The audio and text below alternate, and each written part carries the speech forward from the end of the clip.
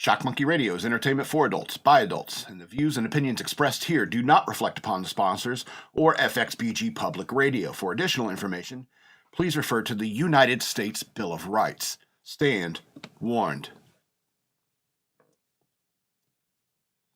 I went to see Wicked in the theater, and I got yelled at by a black guy for talking too loudly in the theater. At first I thought, why is he being so racist? And I was about to mouth off to him for being racist. And then I stopped and I thought, well, wait a minute, maybe I was talking too loudly. Maybe I was disturbing their movie-going experience. And not only them, because there's a couple people who were nodding along with him. So I thought, maybe it's not racism. Maybe it's just me. You know. So I shut up. I just shut up. Enjoyed the movie. You know. Just kidding. I would never, ever pay to see Wicked. Although I have been shushed by black people in movie theater. So it's not a racial thing. Okay? It's not a racist thing. It's a personal accountability kind of thing. It's a personal behavior kind of thing. See what I'm getting at? Welcome to Shock Monkey Radio. I'm your host, the Madman.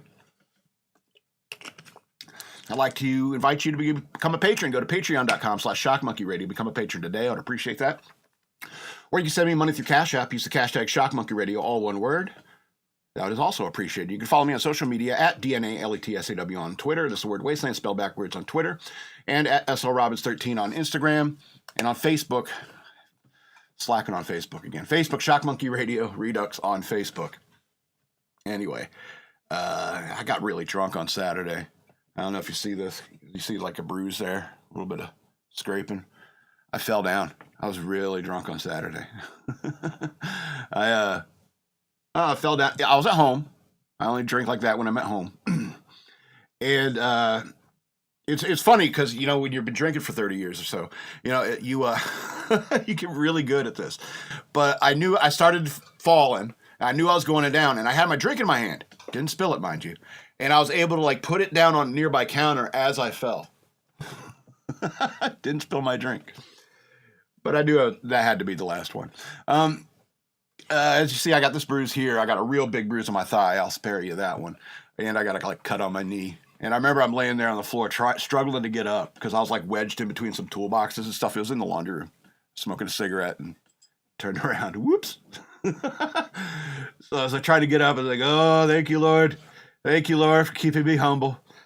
And God said to me, it's like, I didn't force you to drink nothing. It's like, I think you understand what I'm getting at, though, God. And it was like, it's not on me. And I was like, God, you're keeping me humble by like keeping me honest about myself right here. So I'm just glad I was at home. I think, you know, everything in moderation, including moderation. You should get hammered every once in a while. There's some people who say like if you're having trouble with your marriage, you should like get together and watch a movie and smoke a joint with your spouse. And that could bring just giggling and having a good time with your spouse could like bring a relationship closer together. Anyway, everything in moderation, including moderation. But you know, once you start getting bruises, you're like, maybe I can cut back or stay away from liquor after the age of 45. Anyway. It's been a while. No, I guess we did a man up not too long ago. How to man up. Wear belts. Wear belts. I didn't wear belts before I joined the Navy, so I guess I wasn't a man until I joined the Navy. Somebody explained it to me in the Navy. You can bring up the belt. Because not everyone can have the best belts, you know. And so, you know, you can look on the internet. It's like, what's the best belt? Most expensive belt. It's that one. Not everyone can have the best belt. You know what I'm saying? But I learned in the Navy real quick the purpose of belts and why a man should wear a belt. Because it's kind of like wearing shoes. A man should always wear shoes. None of these Crocs slides or nothing like that. A man should wear shoes because a man may have to get called into action. Now, I don't want you to get excited, but I'm going to show you something. This here is a belt. I have it. It's leather. I like it. I like leather. I prefer leather. And you know what it could be? It could be a weapon. Whoa. You become the belt ninja. All right? Or you just use it as a strap. Slap somebody. Keep a dog away from you. Fight off a mountain lion. You know what I'm saying? Additionally, somebody gets their arm cut off, you can use it as a tourniquet. Whoop, whoop, sloop. Get that sucker to stop bleeding. You know, you could also put it around your fist. Like that. Strengthen your hand. Keep it from breaking. You're going to be punching stuff a lot. What else can you do with a belt? Somebody's getting electrocuted. Climbing? You can climbing, yeah. Any kind of like, stuff like that. And snaring, something like that. You know, if you're out lost in the woods, you could probably make some sort of snare out of this. You know, if somebody's getting electrocuted, you wrap that around their waist and pull it off. I don't know if you know how electricity works, but you touch the person, you get arced too. Men wear belts, and there's a reason for it. Something to bite on when removing a bullet? Yeah, if you're getting... Bite on your belt pad, buddy. I'm going to dig this bullet out. Exactly. EK's even coming up with reasons why to wear a belt. You wear belts, right? Yes. Okay. So good. We're men today. We're both men today. And there's one other thing I want to mention about belts. I'll put that on later. One other thing I want to mention about belts is that they keep your pants up. If you put them through the loops, put the belt through the loops and keep the belt around your waist, you won't get that sag action going down the back where the pants start riding down and you like your underwear and your butt are showing and stuff like that. And I don't know if you know this about like prison culture, but when male prisoners do that, that's a sign of sexual availability in the prison among the other men. And that's how you know he's like, oh, single and looking, you know, and stuff like that in prison. And that kind of like translates out. And so whenever I see somebody with their pants down and their butt and their underwear are exposed, it's like, oh, that guy must be single. So just putting that out there. Had them in up, wear belts. If you can work in a batarang or two, even better. All right. Stolen valor. I don't know if I want to really talk about this, but I got to fill the day with something. I'm a little angry about some of the news stories we'll get to, so we'll get to that. But stolen valor. I don't know about you, but I ran into a few Vietnam vets that were total D-bags. Complete D-bags. And there's always one question I always wanted to ask them. It's like, did you volunteer or were you drafted? Yeah. And I started thinking about these guys like who were like getting drafted for Vietnam and probably doing a bunch of stuff trying to get out of it. They're trying to make themselves 4F, trying to it's like enroll into college or something real quick. And so, I mean, I think there's probably a lot of guys who were trying to duck out of it and avoid Vietnam. But then they were in Vietnam, they're stuck in it, stuck in combat, and they end up getting, unit citations and stuff like that. Then they come back home, and now here they are today. They're boomers. And they're walking around with these caps to their unit and stuff like that. And it's like, you didn't even want to go. I don't think you should have had to. I don't think conscription is good, especially when you're talking about a foreign war. If the United States were being invaded, conscription, I would be willing to talk about it then. But an all-volunteer army, all-volunteer military, I should say, is kind of based upon the will of the people. If people don't think that's a just war, if the people aren't behind why the U.S. military is in action, they wouldn't want to volunteer to join. And that was the problem with the whole Vietnam War. It's like, well, not enough people are joining because our war is unjust. It's like nobody can justify it. Like, why are we dying in Southeast Vietnam, Southeast Asia? Because of communism. There's plenty of communist countries. And so but when you come back home and you wave the bloody shirt like, oh, I got 2 Purple Hearts in Vietnam. It's like, but weren't you a conscript? Weren't you probably trying, or is one of those Purple Hearts, something you shot yourself in the leg or something, I'm sorry, I don't want to disparage any veterans for what they've done, but, I have a lot of questions because, World War II vets I've met, a lot of them are awesome. So many of them, I think, are just upstanding Americans. And then there's a bunch of Iraq vets that I think are like worse than the non-vets in many ways, those conscript non-vets. And come out thinking they're badasses when really they just started lowering standards. So, women could get in. I'm sorry. I'm in a bad mood today. I don't know if you could tell. I think I may have lost my notes. Facebook is acting weird today. It's still acting weird for you? I may have to pull up my, I don't have them. They're on the other computer. Damn it. Yeah, do you have a copy of them or something like that? I can tell you. What's the next topic? Your movie review's coming up. Is the next one movie review after The Future Generations. Future Generations? Thank you. Good memory. Better than mine. Yeah, I was talking to the EK about this a little while ago. It's like, there may come a time, 20, 30 years from now, where people will look at this YouTube channel and just not know how I did this. How could you do that? People will be they'll have zero riz. Like for a generation, a whole generation of kids may have zero riz. And then maybe the ones coming up now. Those kids who grew up during COVID where they had to be forced to wear masks and staying out of school and just staying at home for like 2 or 3 years. And they can look at a YouTube channel like this sometime in the future and be like, how did you possibly do it? How could you, how could you sit there and think of things to talk about? It's real easy. All you got to do is have a stream of consciousness. You unplug from the computer for a little bit and you can you can move on with your life. You know what I'm saying? Oh, Lord. So I don't know what's going on. I'm going to try to reopen. But what I'm saying is that like future generations are going to look back at this time in history and laugh their asses off or cry in sadness over what we have done in this time and that we've lived through. All this insanity, this good gender confusion, and this boys could be girls and girls could be boys, and they were letting dudes into women's locker rooms and wondering why women were getting pissed off. They may look back, because it's only starting to change now, where I think reason is starting to take hold again in America.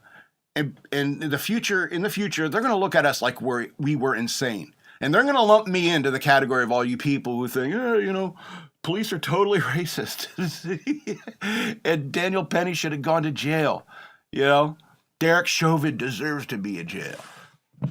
They let Kyle Rittenhouse go. The ridiculous stuff that they're going to see in the history books of what went on during this time is going to make them laugh their heads off at how stupid we've been. We invented information technology, and then we thought we were so smart that everything was binary. Everything was ones and zeros, and they were like, "Oh no, we're human. We're not ones and zeros." It's like, no, it's either ones and zeros, or it's a kaleidoscope in between 1 and 0. It's insanity, And they may sit there and watch my YouTube channel and say, wonder, why did he call himself Madman? He made more sense than most of the stuff that was going on in his time on YouTube. But I don't know. I don't know why you guys don't listen to me. I think you're mostly all idiots, and and I know there's exceptions, and if you're watching this, you're probably an exception. But they're going to lump us in with all these morons and all the stuff that they're doing. And they're going to look at people like us and say, well, why didn't they do anything? It's like, well, I'm trying. The only power I have is this. Doing my best. But, they won't even listen to me about the horses. Okay? What do you want me to do now? You want me to cut my ear off? Maybe people will buy my paintings. Or go the other way. Try to take over the world. And then people will buy my paintings.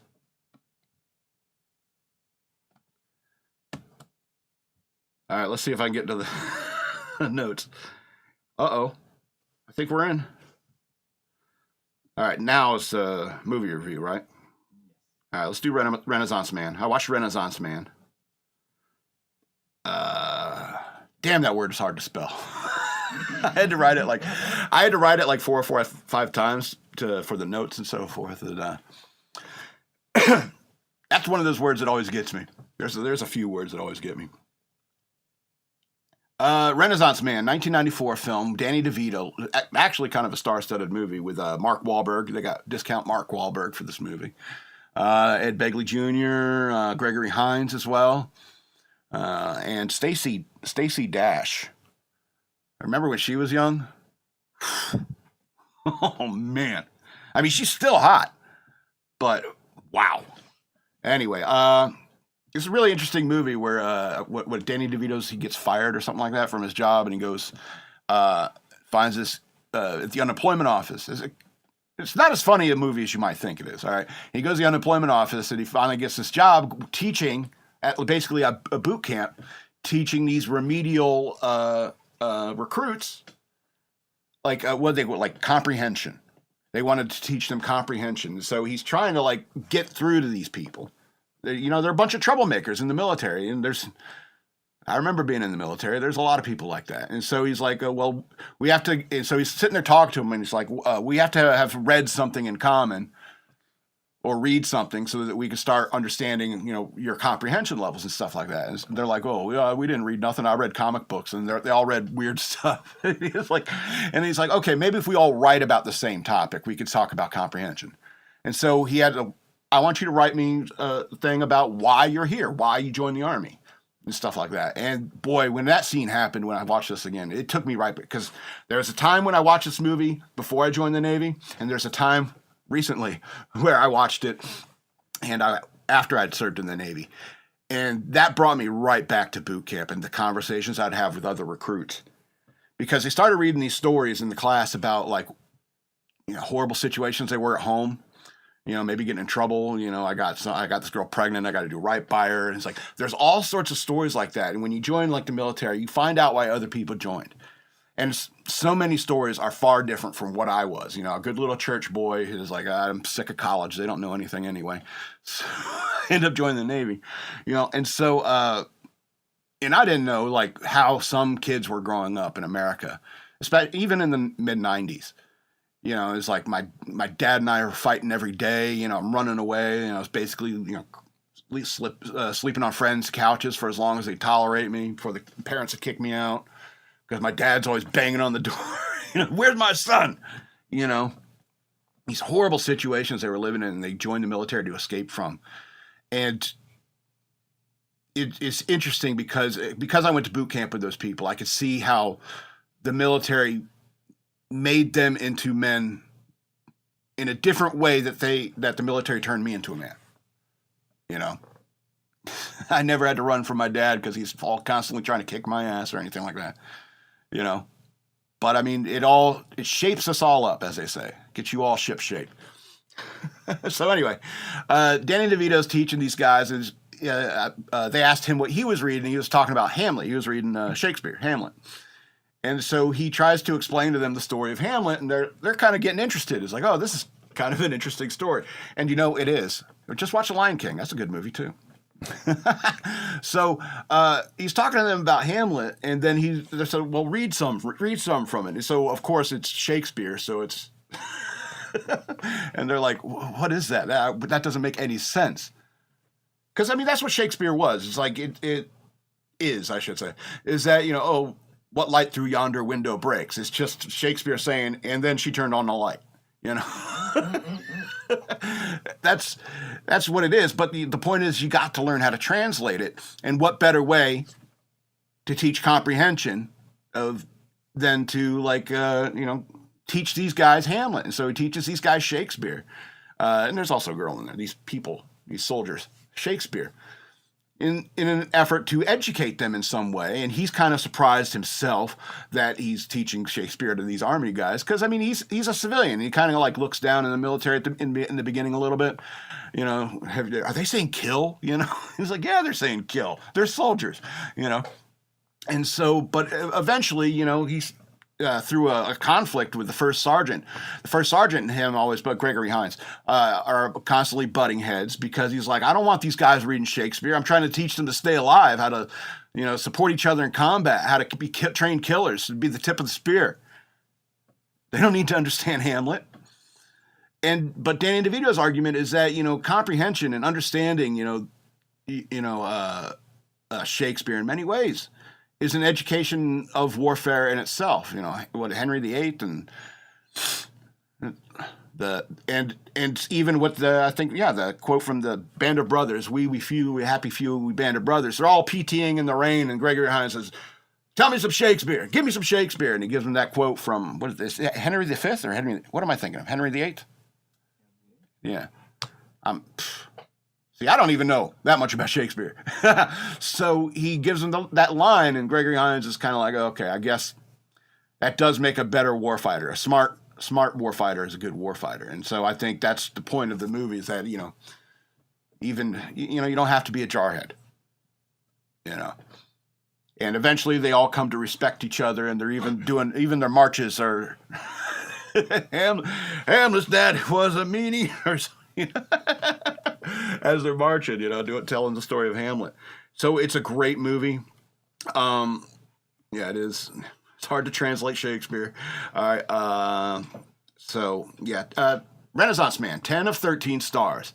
Definitely a good watch, especially if you're ex-military. I wish it had more laughs. You know, when you have Danny DeVito, and Gregory Hines, and you know this cast, you're hoping for more laughs. And I'm just putting it out there. It's Shakespeare, so it's kind of dry, no matter how it's presented. So that affects the star rating as well. Alrighty. Yep. All right, let's get into the news. I gotta sort these right. Alrighty. A lot of big stories this week, you know. Couldn't do them all. All right, but I'm gonna talk about the most important one to me. Racism. So, dear white people, squad member posts screed, good word, about evil of white supremacy after Penny acquittal. Obviously, the biggest part of this news is that Daniel Penny was acquitted on Monday. And awesome. That's awesome. An innocent man walked. But he was pretty much for a year in prison. I think you owe him something for that. I think he has a case against the state of New York. But anyway, this story is talking about Jamal Bowman from New York. He posted a lengthy screed directed at, quote, white people in the wake of the acquittal of Daniel Penny. All right, so let's see. Let's quote what he said. Dear white people, I don't know why I feel I need to keep talking to you. I don't know why part of me still has hope for you and us. Some of you are too far gone, but maybe enough of you aren't and will join us in fighting to end white supremacy. I just want to call out the hypocrisy and evil of it all and just continue to hope. I won't rely completely on you because I know it's the most important work. Most important is to work with my community and other like-minded allies in the fight for justice. I've left out probably 100 other. Boy, he was not a threat. He's saying of Neely. He was subdued, still not a threat. Daniel Penny choked him for 6 minutes and killed him. We all watched it on camera, and he was still acquitted. I've left out probably another 100 instances of trauma in my life. For comparison, how many times have you seen a white man killed in cold blood on camera on your newsfeed? How many times have you even heard about this?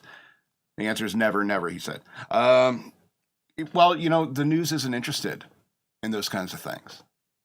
All right. I'm done listening to your whining. All right. Maybe it's because, you know, the media doesn't care about that. You know, if it's black on black crime, if a black man stabs a black man on a train and they're both yelling the N-word repeatedly at each other, apparently there's no racial angle there, and the news isn't interested. BLM is not interested in those kinds of violent deaths. There is only one specific combination of race combination that the media is interested in, and that is white on black. All right? Any other type of crime, BLM doesn't care. All right? And with everything that's going on after this Daniel Penny acquittal, with the way BLM has been calling for vigilantism, been calling for riots, all right, I think a lot of those people should be arrested. I mean, after all, you tried to throw Trump in jail for inciting a riot. But no, it's a different story because it's BLM. And the whole point of all this is black people need to be treated specially. All right. So when they make jaywalking legal in New York, just because the majority of black people get caught for jaywalking are black, you know, that must mean the law is racist. And it's not in any way the fact that black people jaywalk. Okay. By that logic, sickle cell anemia is racist. All right? It's insanity. And the whole thing is mostly it's give me money. Give me money. BLM showed up to protest and get out there and say, give us money. Because that's what BLM has really been about the whole time. America is racist, give us money. And the only reason Jordan Neely's father is out there crying about his son for the first time in years is because he thinks he can get a payday out of it. If he had stayed with his, with the mother of his child, raised his son properly, maybe none of this would have happened. But as soon as he thinks he can get some money out of it, he's out there whining and crying, oh, my boy, I missed him so much. And it's like, how long did you neglect him when he's out there smoking K2 and being weird on the streets? But no, it's Whitey's fault. Give me money, Whitey. And I'm so sick of it. I'm so sick of this double standard when it comes to crime. All right? We'll come to the other story later, but everyone's cheering about a rich white guy gets murdered. Yay! Black guy dies for any reason, even if he's a crazy junkie on some weird drug that anyone I know who used it stopped using it like 6-7 years ago. You know who you are. Because it's bad for you. All right? It's like the George Floyd thing. It's like, why can't it just be a crazy criminal junkie? Oh, it's a special combination. It's the special combination. White on black. Derek Chauvin on George Floyd. That's racism. Daniel Penny subduing a crazy man on a train. That's racism. Because Daniel Penny was sitting there and was like, oh, I love killing me some darkies. No, that's not what happened. And you know what happened? A jury of New Yorkers said, we've had enough. We've had enough of you crying wolf about racism. Because racism is not a factor when it comes to Jordan Neely. And the only reason it's got as much press as it has is because it's that special combination of white on black. That's why I keep holding them too. That the media loves to cover. Just to piss people like you off. That want to think for some reason that we still live in 1953 America. And we don't. If anything, the racism is coming from black to white. That's where most of it I see is. That's where most of it is. Shit. Too mad to correctly construct a sentence. All right, I'm going to get pissed off about something else. I did the warning, right?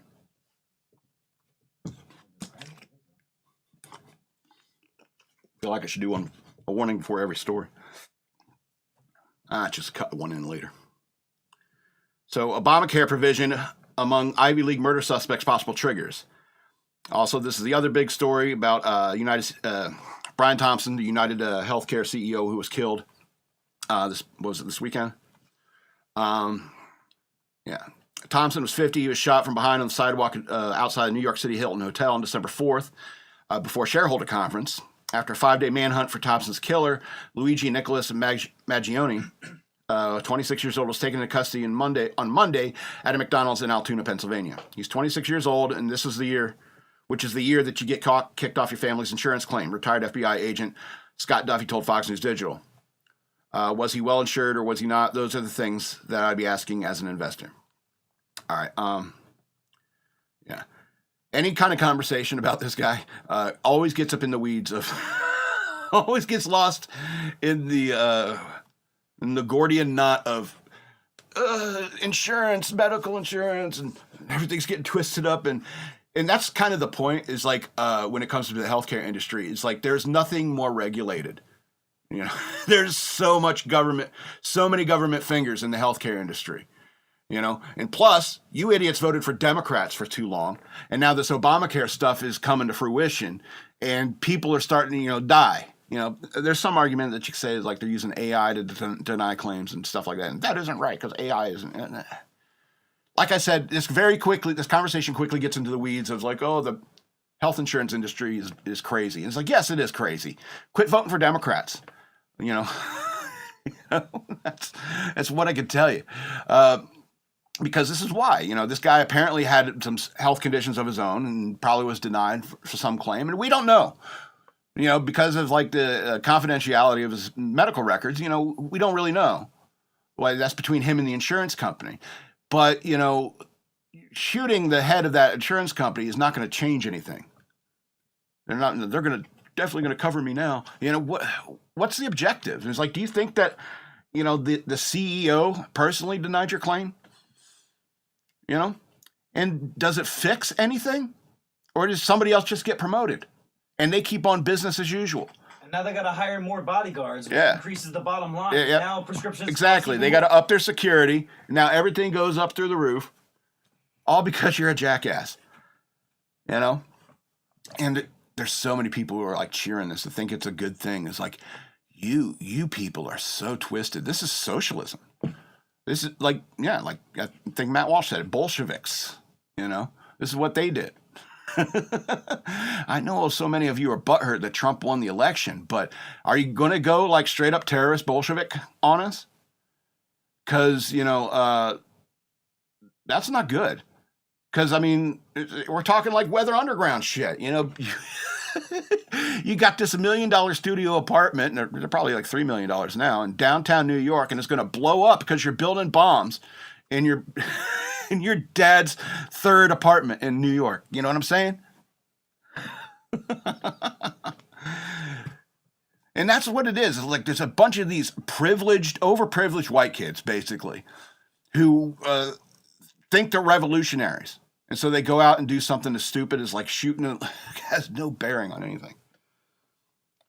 And then then you got to like face your socialist friends, and they're like, why are they catching McDonald's? Why were you at McDonald's? You paying into the system, man? You know what I mean? It's terrible. It's terrible. It's terrible. This guy, apparently he had been taking like drugs and stuff like that, like psilocybin.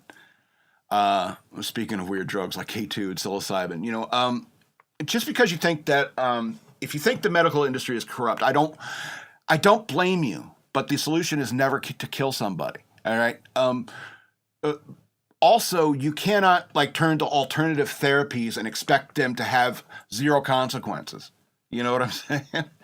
And especially if you combine them with like pain drugs, like opiates, and considering like the spinal surgery, I guess he had. You know, he was probably prescribed opiates. And if you take opiates for a long time, that messes with your head. Add some psilocybin, add some DMT, add some LSD, and things can go really wrong in your head. So, you got to be careful with the things you're putting in your body, because it can have lasting effects on your mind. You know that old movie Reefer Madness, where they're talking about like you can go crazy and cause psychosis. That movie is silly in many ways because of the way they portray it. But there has always been evidence of psychosis from people from using marijuana too much. So when your kid gets into your gummies when they're 6 and they turn into a crazy person at 18 and they get arrested all the time, be careful. Everything in moderation. All right. Let's talk about that guy who jumped over you remember that Las Vegas man who jumped over the podium to attack a judge? Yes, I do. Yeah. Anyway, so he was captured on video leaping over a courtroom bench and desk to attack a judge sentenced Tuesday. Excuse me. He has to serve at least 26 years behind bars. Deborah Diobra Redden, 31, who was ordered to serve between 26 and 65 years in Nevada prison for the January 3rd attack on Clark County District Judge Court Judge, Mary Kay Holthus, according to KLAS TV. 26 to 65 years? That's a big window. And I don't know. Does 26 seem like a lot for? Or do you think it was attempted murder? Yeah. Okay. Attempted murder. All right. Redden pleaded not guilty, but mentally ill in September to the attempted murder and other charges of Holf after Holf is 62 testified. So the judge had to come testify that she feared for her life when Okay. So yeah. Over the 4-foot-high bench. Nice jump, dude. I mean, missed your calling. Objectively, yeah, you missed your calling. Track and field guy right there. Attack happened as Holthus was preparing to deliver his sentence. Oh, how interesting timing for your insanity. On a separate felony battery case, so it's not like you're a violent person anyway. So. The incident was captured in courtroom video, going viral, blah, blah, blah, blah. Yeah, knocked over the American flag. That was interesting, if you know what I mean. That was interesting. Anyway, he claims he wasn't taking his prescribed medication, has diagnosed schizophrenia. Yeah, I think I said this last week. It's like, I think crazy is a motive. It's not an excuse. You know? It doesn't change who attacked this woman that made her piss her pants. Oh, this is a new one. Because you're a judge. You probably had shouting matches. You had somebody probably lunge a couple times. But, oh, he got really far, you know? Exactly. And why wouldn't you think, looking over his charges, why wouldn't you think that your life was in danger? So 26 years, I guess that's okay. But it does seem like a long window. 26 to 65? I guess it was like if you misbehave at all in prison, it's going to go up. If it's something like that, I understand. You get in a fight, beat somebody up, kill somebody. All right, you want to go overseas for a little bit, talk about this hornet's nest called Syria? So Netanyahu wants to establish relations with Syria, but says Israel will attack it if it becomes a threat. Hey, I'll be your friend, but I'll fuck you up. Anyway, Israeli Prime Minister Benjamin Netanyahu said Tuesday, I'm just reading these two paragraphs and that's all. Israeli Prime Minister Benjamin Netanyahu said Tuesday that he wants to establish relations with the new regime in Syria after the ousting of Bashar al-Assad, but he warned Israel will not hesitate to attack the Middle Eastern nation should it pose a threat. We want relations, this is a quote from Netanyahu, we want relations in the new regime in Syria, but if this regime allows Iran to return to establishing itself in Syria or allow the transfer of Iranian weapons or any other weapons to Hezbollah, or if it attacks us, we will respond strongly, and we will exact a heavy price. What happened in the previous regime will also happen to this regime.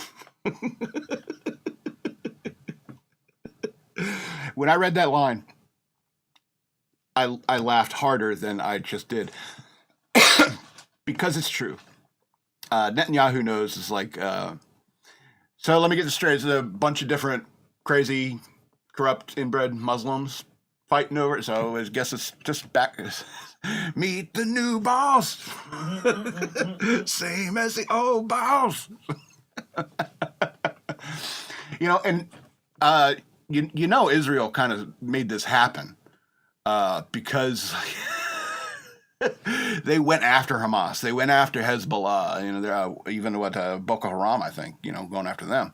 And so, they're really messing up like what Iran's doing, and Iran's all these proxy states like Syria and stuff like that who are all behind this crazy jihadist, all convert or die assholes that run that hornet's nest. So a lot of it collapsed, and so people just as a regime just tip it right over. But it's just going to be another different crazy Muslim people running that mess. And it's kind of the argument against the war in Iraq and stuff like that people made that I even argued against back in the day. But it's bringing order to Muslim nations is an insane proposition without getting rid of Islam. Because it's always going to revert to the crazy shit that's in that book. All right. Let's get a little laugh at all of the Korea's expense. North Korea condemned South Korea as fascist dictatorship after martial arts scare. North Korea has condemned South Korea as a fascist dictatorship Wednesday in reaction to President Yoon Suk Yeol's, failed attempt to impose martial law. So this is also another big story that happened overseas recently. North Korea has remained silent for roughly a week after Yoon's attempt, which was foiled by the nation's legislature. Kim Jong-un's regime finally commented on the issue, though, in the state-run news outlet KCNA. The shocking incident of the puppet Yoon Suk Yeol regime, which is faced with a serious governance crisis and an impeachment crisis, suddenly declared a martial law decree and unhesitatingly wielded the guns and knives of its fascist dictatorship, CIA said in a report. Yoon Suk Yeol, who has faced with the possibility of being kicked out, committed an insane act that was reminiscent of the coup during the military dictatorship several decades ago that drew strong commendations from all condemnation from all walks of life, including the opposition party, that further ignited the public anger demanding impeachment. The statement continued. Yes. Look at them! They're so evil! You know, it is kind of scary that this president did that. That's a bold move, Cotton. Let's see if it pays off for him. You know, it's that's a set of cojones. You know what I mean? And for example, if let's talk about a Democrat's wet dream here. Say on January 6th. Donald Trump called up the military and said, I want you to bring the biggest fucking tanks you got coming, bring them down Pennsylvania Avenue, park them in front of the Capitol. We're taking it over for me. I've been robbed. You know what I mean? You know, if Donald Trump did that, as wrong as I think it would be, I'd be like, holy cow, Donald Trump's really big fat balls. You know what I'm saying? It's like, I'm willing to start a war to hold on to power. So I think that's crazy that that's going on in South Korea, and it's quite possible that North Korea could have been behind this kind of thing. But then North Korea waits a week and says, look how crazy they are. Those people who have lights on at nighttime. Listen to whatever music. Yeah, listen to all the music they want. And have access to the internet. And have really cool video games, apparently. I have a friend from Korea, and he's like, yeah, you should go to arcades in South Korea. They're crazy. They're just like our games and other ones, but they're crazy hyped out. They're they tweak the programming and stuff like that. So you play Street Fighter and you're shooting them over and over again. You're just shooting them like crazy. Anyway, that's a good laugh at North Korea's and South Korea's expense. All right, let's talk about something wholesome before we get out of here. Yeah, quick show, I guess. Yeah, I guess if I get angry, I talk faster. World's tallest snowman, measuring 122 feet. 122 feet. Built by residents of Bethel, Maine. Of course, it had to be up there. But snow, still early in the season, I guess, for snow. I remember when I lived in upstate New York, be trick-or-treating with snow on the ground. You know what I mean? Sometimes. Anyway, so the snowman may be melted, but his record still stands. So they haven't been adding to it. So I guess they stopped. The residents of Bethel, Maine have been the proud holders of the same world record for about 25 years. I'm surprised there's not Alaska's not getting in on this. You know what I'm saying? Or anywhere in the Arctic Circle where there's snow year round. Maybe the snow has to be the right type of powder, though. Not necessarily. I mean, if technically is a snowman, if you build molds for it and wet it down, and it's just to keep it hard and keep it stable, would that count? Because you could do that. I remember if the snowman started you could wet it down, if it started melting, and he'll keep for a little bit longer. So is that allowed? I don't know. I don't know about the rules. All right, according to the Guinness Book of World Records, the tallest snow person ever built was completed February 26, 2008 in Bethel, same place. The snowman, called Olympia, took about a month to complete. So it's a snow woman, I suppose. Right? Residents of Bethel were no strangers to the tall order of creating a gigantic snow person like the one they made in 2008. Is it trans? What's the pronouns? Olympia sounds like a girl's name. Why'd you say snow person? It's a snow woman. Fox News. Maybe it's a snow drag queen. I hope not. All right, because I think America's really sick of all this nonsense. Anyway, first record-breaking snow person was created in Bethel in 1999. The first snowman, Angus King of the Mountain, they had better names in the 90s, was named after the governor of Maine at the time, Angus King. 2008, the residents of Bethel got together and break their existing record. When Olympia was complete, the snow structure measured 122 feet 1 inch tall, according to Guinness World Records. There's a picture here of a bunch of skis laying against a wall. And it's like, you know how long I've been in a room like that? It's been since I've been in a room like that. Anyway, a snow woman. Oh, now we get it. Snow woman. Why are you being all vague about it? The snow woman. Probably because they've now described multiple things. They've used the term snowman, snow structure, and snow person, and snow woman. So I feel like snow person collectively describes them all. It's a snow woman. Why are we still... There's so much time wasted on these pronouns, and is it a girl, is it a boy? It's so wasted. Anyway. It was named after Maine U.S. Senator at the time, Olympia Snow. It's made a whopping 13 million pounds of snow. Olympia Snow. So is it a bastard? An illegitimate child? Yeah. From Winterfell? From the north? It's not sand. In a video on Guinness World Records page regarding the record, large construction trucks can be seen carrying piles of snow, with cranes lifting the snow up into place. For the chilly creation. Accessories of snowman included eyelashes made of skis, nose made from chicken wire, and a painted cheesecloth. Cool. Lips created with red car tires. Wow. The buttons of the snowman made of 3 truck tires. Arms were made of 30-foot tall spruce trees. Nice. Even though the snowman has since melted, the title still stands in Bethel according to Guinness World Records. And all the other records that were. So that's pretty cool. Big snowman. It's going to snow here soon. Anyway, this is going to be the end of the show. I want to remind you again, I have a Patreon. Go to patreon.com/shockmonkeyradio. Become a patron today. I would appreciate that. You can also send me money through Cash App. Use the hashtag shockmonkeyradio, all one word. Follow me on social media at DNALETSAW. It's the word Wasteland spelled backwards on Twitter. Shock Monkey Radio Redux on Facebook. And at SLRobbins13 on Instagram. This has been Shock Monkey Radio. I'm the Madman. And I love you.